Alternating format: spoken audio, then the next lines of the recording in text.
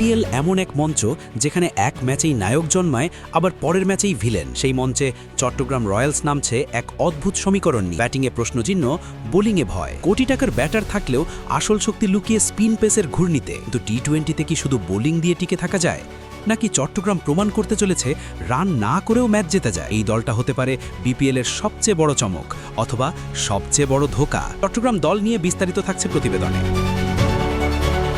BPL নিলামের প্রথম ডাকেই সবচেয়ে বড় আলোচনার জন্ম দেন মোহাম্মদ নাইম শেখ। ভিত্তিমূল্য থেকে ১৩ ধাপ লাফিয়ে ১,১০,০০,০০০ টাকায় চট্টগ্রাম রয়্যালসে যোগ দেন তিনি। গত বিপিএলে খুলনা টাইগার্সের হয়ে ১৪৩-এর বেশি স্ট্রাইক রেটে ৫১১ রান করেছিলেন নাইম, যা ছিল পুরো টুর্নামেন্টে সর্বোচ্চ। সেই ধারাবাহিকতাই তাকে বানিয়েছে নিলামের সবচেয়ে দামি ক্রিকেটার। চট্টগ্রামের টপ অর্ডারের মূল ভরসা এখন এই বাঁহাতি ওপেনার। নাইমের সঙ্গে ওপেনিংয়ে বিকল্প হিসেবে আছেন মাহমুদুল হাসান জয়। লাল বলের ক্রিকেটে নিয়মিত হলেও সবশেষ এনসিএল টি-20তে সর্বোচ্চ রান সংগ্রাহক ছিলেন তিনি।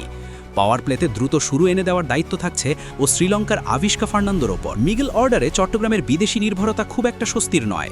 অ্যাঞ্জেলো পেরেরা শেষবার আন্তর্জাতিক টি-20 খেলেছেন ২০১৯ সালে, অর্থাৎ অভিজ্ঞতা আছে, কিন্তু বর্তমান ফর্ম বড় প্রশ্ন। স্থানীয় ব্যাটার জাহিদুজ্জামান ও সালমান হোসেনদের ওপরই মূল দায়িত্ব পড়বে ইনিংস গুছিয়ে নেওয়া। লোয়ার মিডল অর্ডারের শেখ মেহেদী হাসান ও আবু হাইবার রনির উপস্থিতি কিছুটা ব্যাটিং গভীরতা দিলেও চট্টগ্রামের ব্যাটিং লাইনআপকে পুরোপুরি নিরাপদ বলা কঠিন। এখানেই শুরু হয় চট্টগ্রামের আসল গল্প, কারণ ব্যাটিং যতটা দুশ্চিন্তার, বোলিং আক্রমণ ঠিক ততটাই ভয়ঙ্কর। স্পিন বিভাগে শেখ মেহেদী হাসান, তানভীর ইসলাম, শুভাগত হোম ও আরাফাত সানি, এই কম্বিনেশন যে কোনো ব্যাটিং অর্ডারের জন্য বড় চ্যালেঞ্জ। ব্রাডের ভ্যারিয়েশন আর মেহেদীর নিয়ন্ত্রিত স্পিন মাঝের ওভারগুলোতে ম্যাচের গতি পুরোপুরি পাল্টে দিতে পারে। পেস আক্রমণেও চট্টগ্রাম পিছিয়ে নেই।